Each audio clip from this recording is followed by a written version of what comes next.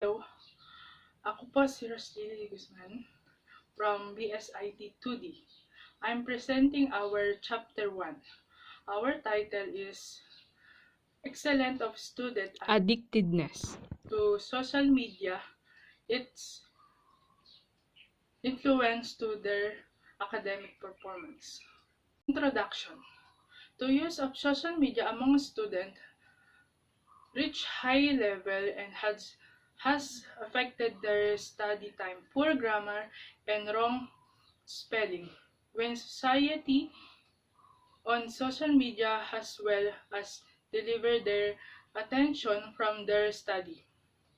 Students spend much of their study time on social networks and in their academic undertaking, and it was affected their grade point average. Nowadays, majority of individual,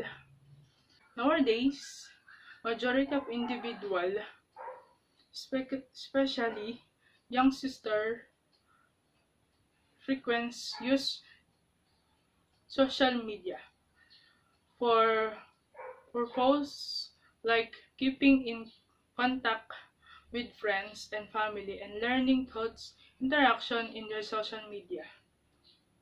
Had surprised the different form of communication that exists traditionally. However, it has been indicated that the use of social media has both advantage as well as disadvantage. One of one of the most phenomenal achievements of social media has been regarding their direct distribution of knowledge, information among a vast group of people, which has indicated increase to communication skill and learning skill of student and learning internet and social networking. Addiction has negative impact academic performance and mental health of student. Student activities to social media. The internet student damaged in their variety of activities, some of which may be potentially active. Many students cannot go for 2-3 hours without checking and updating their profile on this social networking, even at determining of other activities as educational and career pressure explain the social media addiction, the expensive use of the internet and failure to control this usual which serious harassing a person's life. Statement of the problem.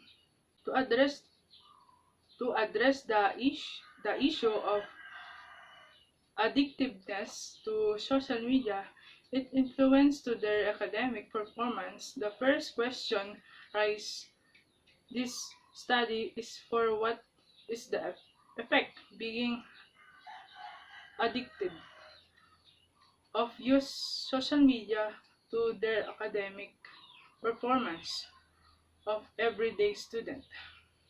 Research on this topic will focus the effect of the study of network site to the academic performance of a student are specific part of how social media affect their daily life with impact on their grades. The objection of the research is to investigate the social media negative effect and knowing the impact of social media to the daily life of student. The main purpose of this research is to know the negative effect of social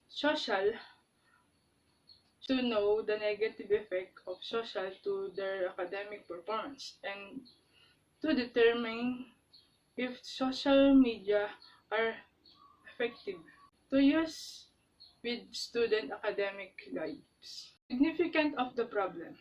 This study showed that social media addiction has a negative impact on academic performance by creating academic reduced sleep quality and increased academic stress.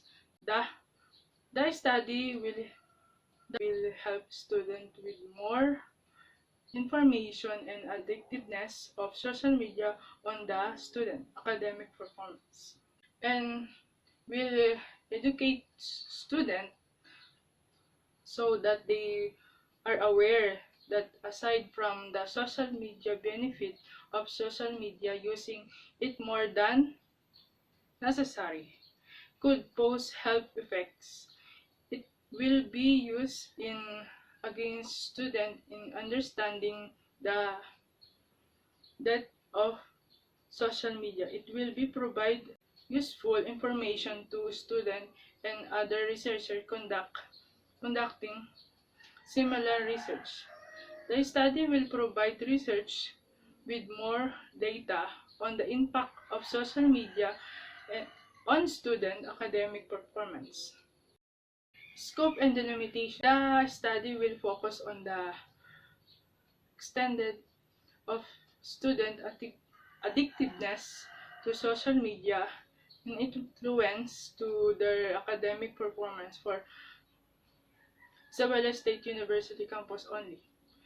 The extent of student addictiveness to social media will be limited on the student of Isabela State University only. It does not cover other campus. Review of related literature and studies. Social media. The social media has become one of the most important communication means in recent time.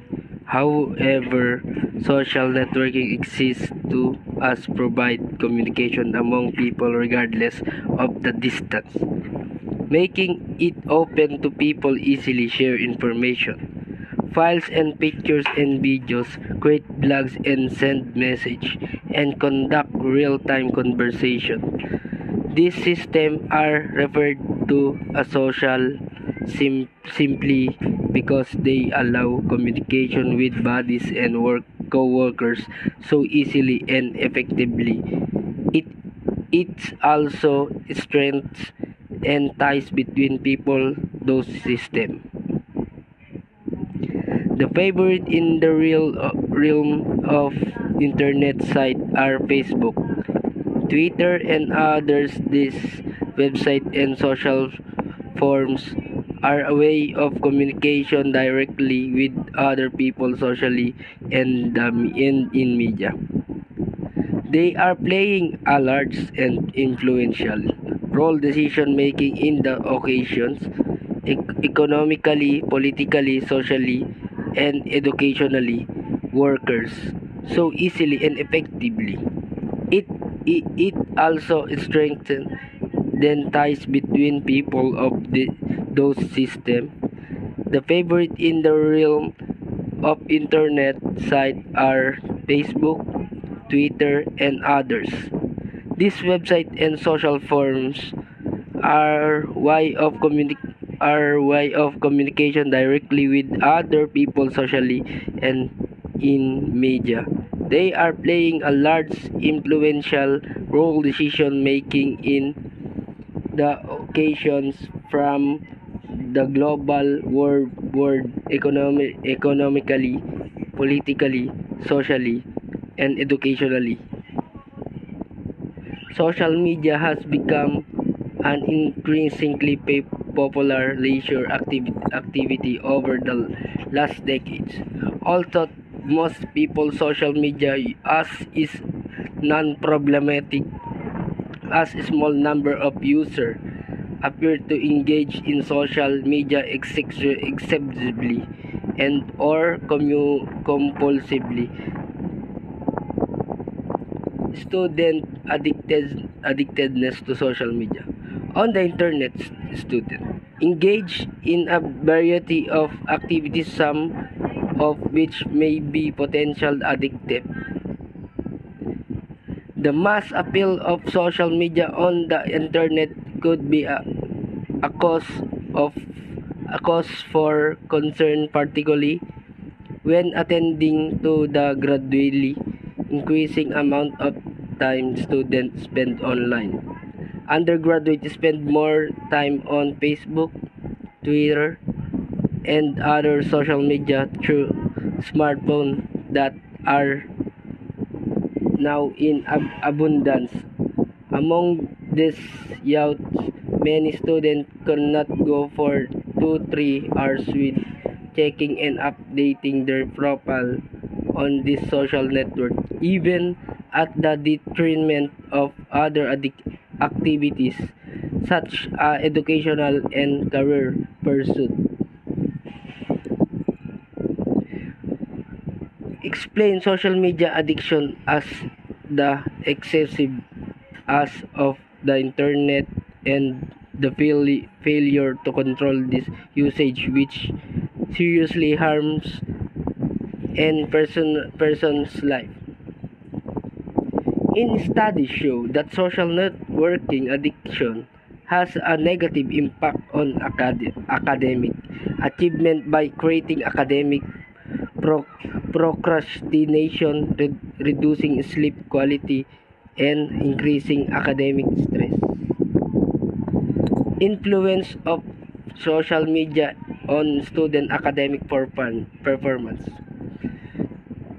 Though there have been many social, economic, and environmental factors that have added to the pressure of university students in the past 10 years. The dropout rate for students is still a major national problem, though in 2008. Current statistics show that university students in Nigeria are under increased pressure due to higher academic standards in other countries. And it has become more important than ever for educators to encourage graduation and further education.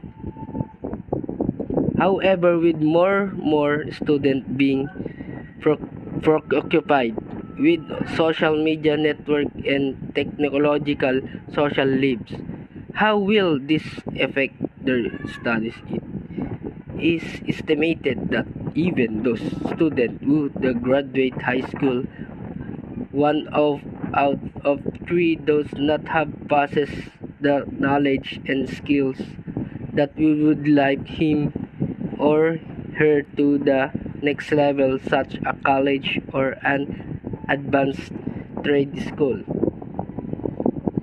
Thank you.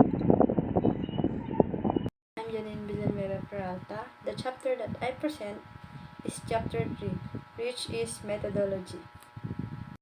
Methodology. This chapter presents the method and procedure that was applied in this study.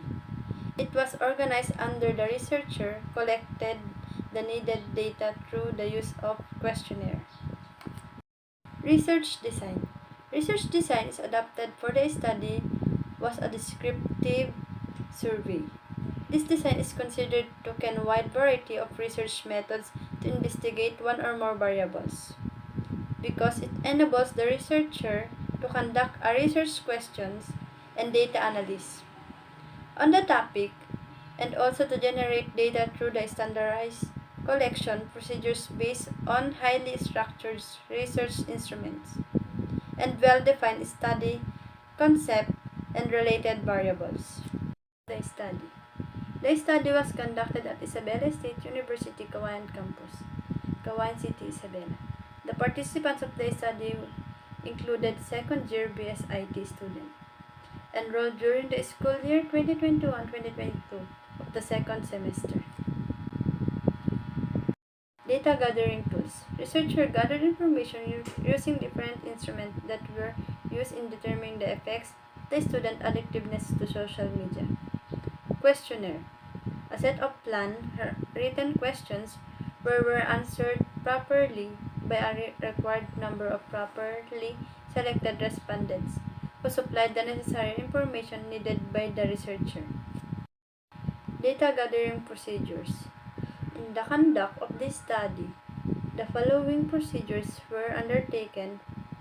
First, the researcher asked permission to the student to conduct the study. Second, after the permission was granted, the researcher, with the help of teacher, administered personally the questionnaire to the respondents. Third, the questionnaires was floated to the respondents and each of them was given sample time to accomplish the questionnaire. Fourth, the academic performance of the respondents during their school year. Statistical treatment. The researcher collected the needed data through the use of questionnaire, and its administration in the selected faculties. The administration of the questionnaire were carried out by the researcher. Response from the questionnaire were analyzed using the descriptive statistics of frequency, counts, and percentage, and inferential statistic of chi-square. Descriptive statistics of frequency, counts, and percentage were used in analyzing demographic variables and research questions, while the inferential statistics of chi-square was also used to test the stated hypothesis of at 0.05 level of significance.